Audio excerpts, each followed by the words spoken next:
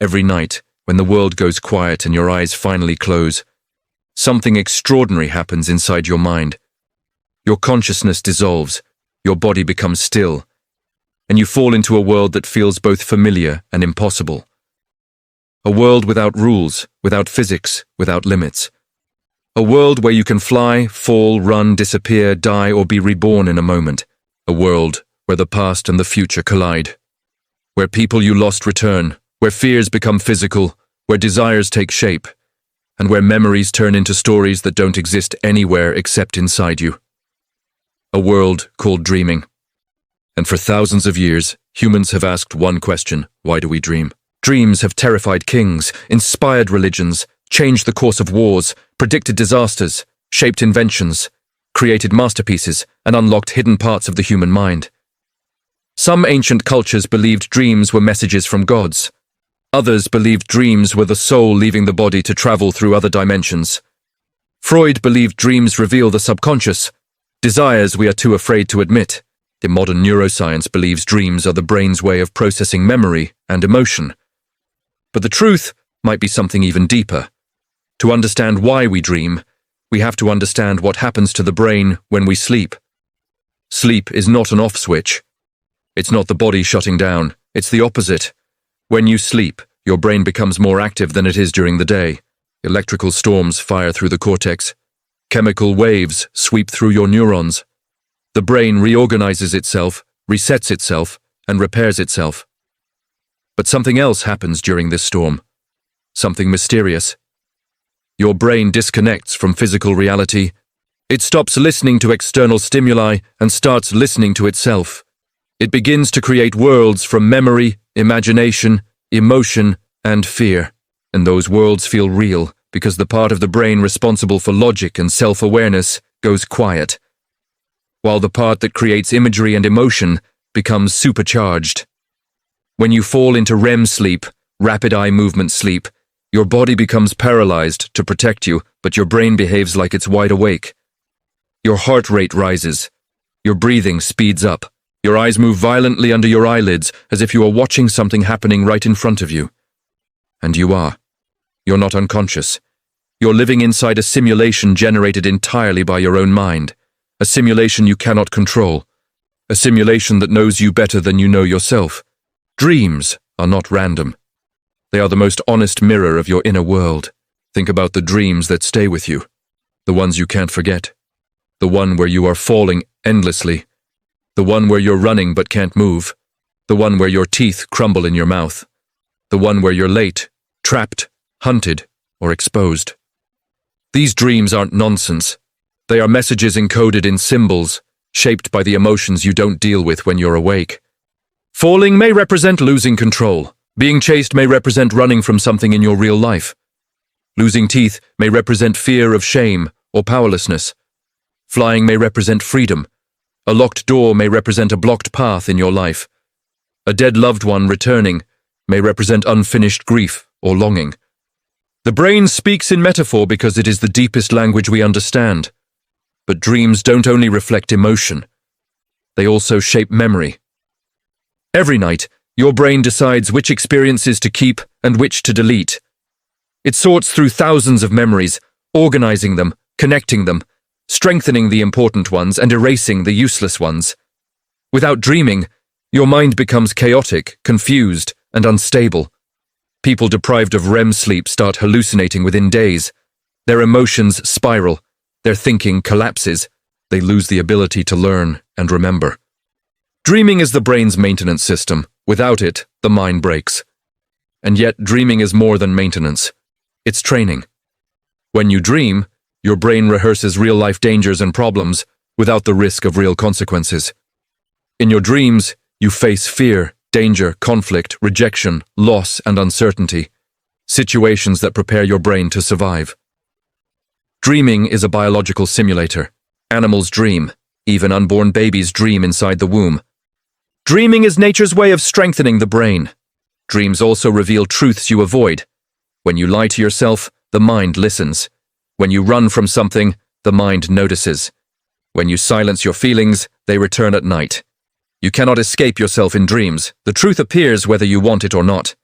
That is why dreams feel more real than reality, because they are emotionally honest. But there is another question. If dreams are so important, why do they feel so strange? Why do they mix impossible things with real feelings? Why do places change suddenly? Why do people transform into someone else? Why does logic disappear? Why do dreams slip away so fast when you wake up? Why can we feel something in a dream more intensely than we feel it in real life? The reason is simple. Dreams are not designed to be understood. They are designed to be felt. The brain doesn't care if the story makes sense. It cares that the emotion gets processed. In dreams, logic is irrelevant. Emotion is everything. Dreams break the rules of time, space, identity, and physics, so the brain can speak truth without limitation. If dreams followed logic, the conscious mind would interfere. You would analyze instead of experience. You would run instead of confront. You would control instead of feel. Dreams remove control so you cannot hide from yourself. And then you wake up. And suddenly everything dissolves. A world that felt more real than reality itself disappears into dust. You try to hold on to it, but it vanishes like it never existed. Because dreams are designed to be temporary. Their purpose is transformation, not memory. What matters is not the story. What matters is the effect. Dreams change you. They leave fingerprints on your emotions. They shift your perspective. They reveal what you suppress. They connect the pieces of your life that don't make sense yet. They whisper truths that the waking mind is too afraid to speak. And deep down, you feel it. There is a reason a nightmare can ruin your whole day. There is a reason a good dream can make you feel alive. There is a reason a dream of someone you lost can break you or heal you. There is a reason we wake up changed. Because dreaming is not an escape. It is an encounter. And the real question is not why we dream. It's what our dreams are trying to tell us. And once you understand that, nothing about sleep feels ordinary ever again. But if dreams are messages and mirrors, then why are some dreams terrifying? Why do nightmares exist? If dreams help us heal, why would the mind show us the things we fear the most? The answer is uncomfortable, but powerful. Nightmares are not punishments. They are warnings. They are alarms that your mind sounds when something inside you is unresolved, avoided, or ignored. When you wake up shaking, sweating, with your heart racing, your brain is telling you something urgent. Nightmares reveal the emotional emergencies you refuse to face when you're awake. When you relive being chased, your mind is showing you what you are running from in real life. When you drown or fall or suffocate, your mind is showing you the weight you are carrying. When you dream of losing someone, your mind is teaching you how to let go. When you are trapped or paralyzed in a dream, your mind is showing you where you feel powerless. And when you die in a dream, which almost every human experiences, it might be the mind's way of forcing you to transform, to let an old version of yourself end so a new one can begin. And then there is the rare and mysterious experience known as lucid dreaming, when you become aware that you are dreaming while still inside the dream. Lucid dreams blur the line between consciousness and imagination. Inside a lucid dream, you can control everything.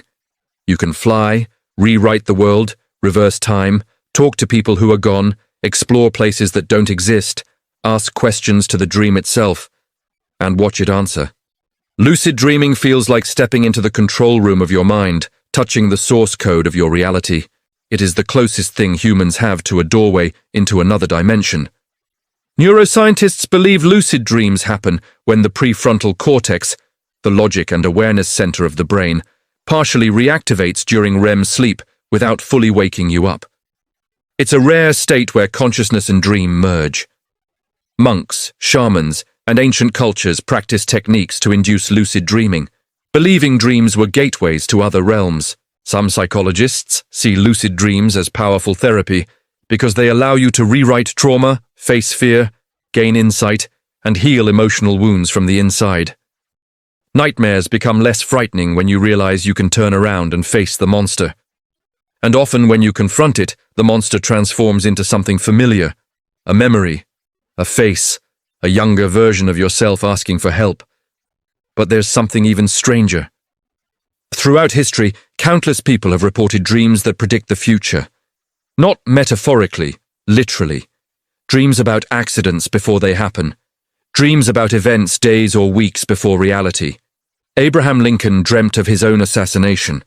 Families dream of plane crashes and choose not to board the flight. People dream of people they haven't seen for years, only to discover they died the same night. Researchers call these precognitive dreams, and science cannot explain them fully. Are they coincidence? Hidden pattern recognition? Something spiritual? Another sense that we do not understand? Nobody knows. But millions of people experience them, and not everything can be dismissed as imagination. Even more mysterious are shared dreams, where two people report the same dream on the same night without speaking. Studies show small but real patterns. Something connects dreamers to each other in ways we cannot measure. Which raises a deeper question. What if dreams are more than internal processing? What if they are communication? What if the mind reaches farther during sleep than we think? Some theories suggest dreams may allow the brain to access information outside normal consciousness. A kind of internal internet connecting minds, memories, and possibilities.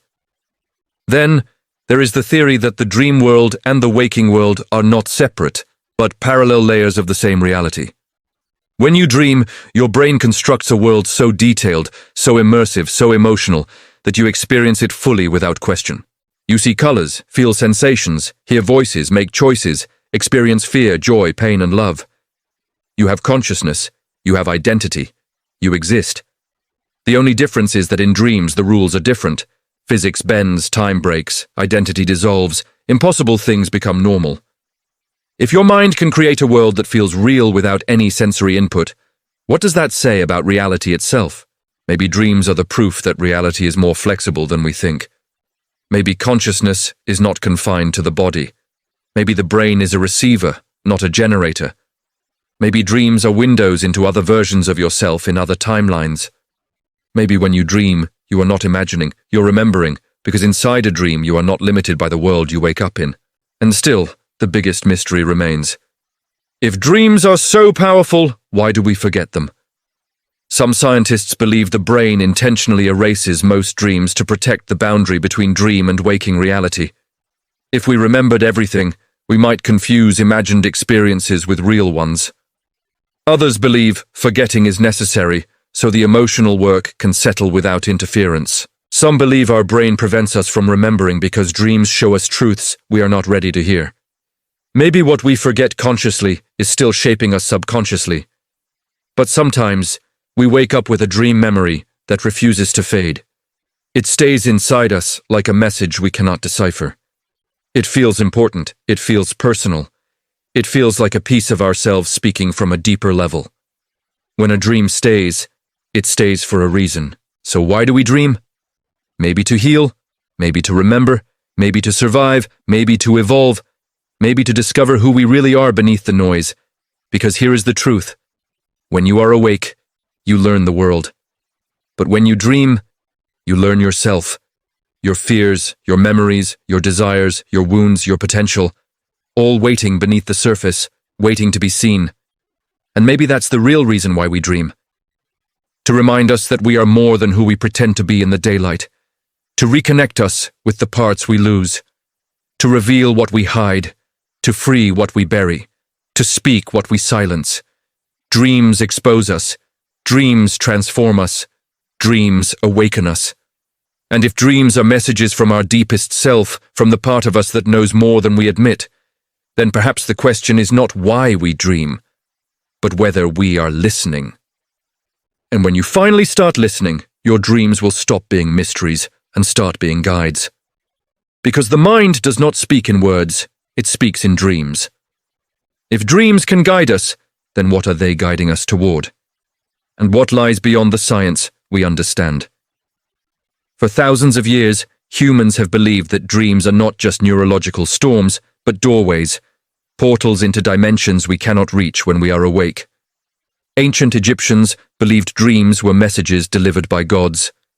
Greeks built temples where people slept to receive healing visions. Indigenous cultures believed dreams were journeys where the soul left the body.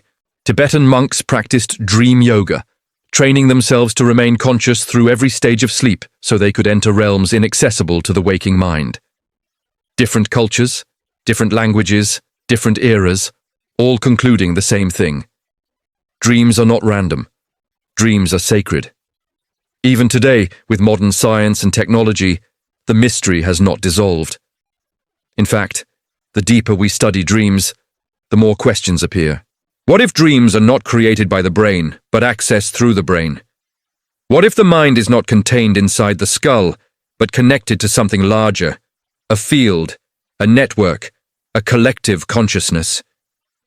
Why do billions of people experience the same dreams? Falling, flying, running, drowning, being chased, losing someone, losing teeth, being trapped, being unprepared, or suddenly discovering hidden rooms inside familiar places? Why do so many strangers share the same symbolic language? Why do dreams contain knowledge we don't consciously have? Why do they show us people we barely remember or events that haven't happened yet? Some scientists propose that dreams exist outside time. The brain experiences time linearly, but maybe consciousness does not.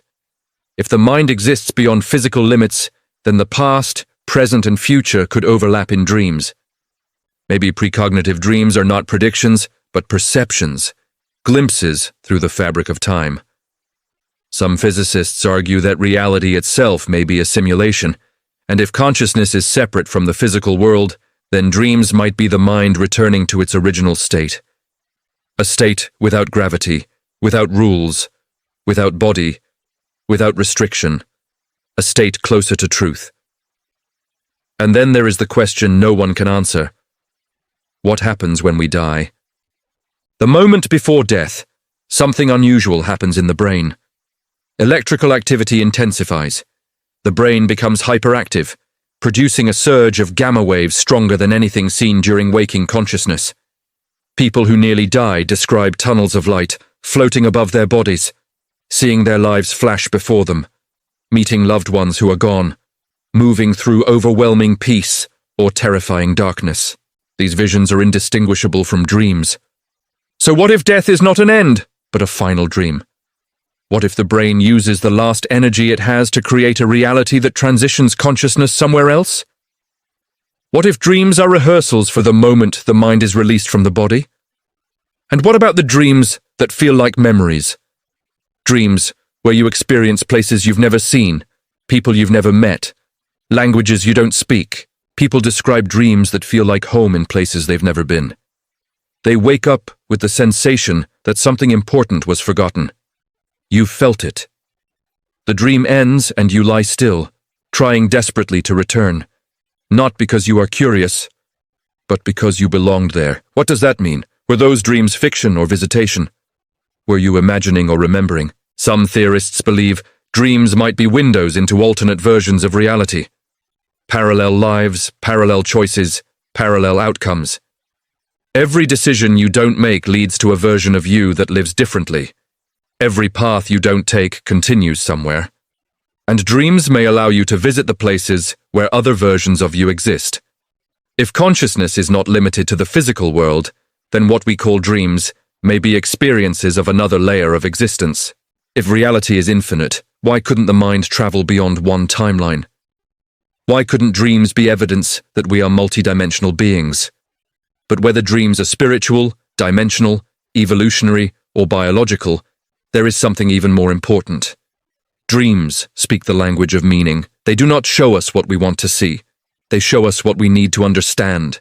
The symbols inside your dreams are not random. They are personal. They are crafted from your memories, fears, desires, wounds, strengths, and truth. Dreams are encrypted messages from your deepest self. So how do we understand them? The first rule is simple. Do not analyze the story. Analyze the emotion. If you wake up shaken, what was threatening you? If you wake up peaceful, what were you accepting? If you wake up crying, what were you grieving? If you wake up running, what are you avoiding?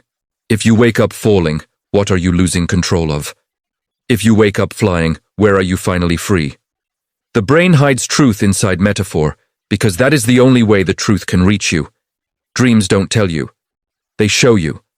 And what about control? Can we shape dreams? Can we use them consciously to heal, transform, and create? The answer is yes. People who practice lucid dreaming report profound psychological effects. They confront nightmares until they stop.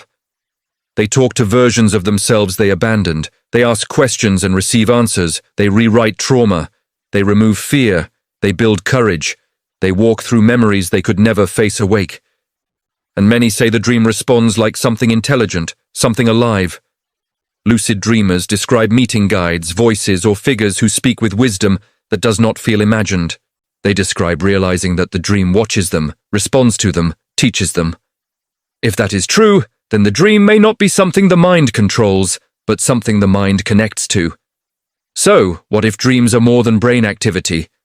What if dreams are conversations with something beyond the self? Call it subconscious, call it higher self, call it spirit, call it God, call it memory, call it quantum consciousness. The name does not matter. What matters is that dreams are the bridge between the world we see and the world we feel. And maybe that is the real reason we dream. To remind us that reality is not limited to what we can touch. To reconnect us with the invisible. To wake us up. Not from sleep, but from forgetting. Because every dream you have is trying to tell you something. Every nightmare is trying to protect you. Every symbol is a doorway. Every message is a guide. Every vision is a map. Every dream is a mirror. What you see at night is not fantasy. It is the truth you ignore in the daylight. So the next time you wake up breathless, shaken, moved, or changed, don't ask what the dream was. Ask what it meant. Ask why it came. Ask what part of you is calling out. Ask what you need to face. Ask what you need to remember. Because dreams are not an escape from reality. They are the reminder that reality is far bigger than you think. And when you finally understand that, the question, why do we dream, disappears, replaced by a different question. What will you do with the message your dream just gave you? Because the night is not silent, and your dreams are speaking. Are you ready to listen?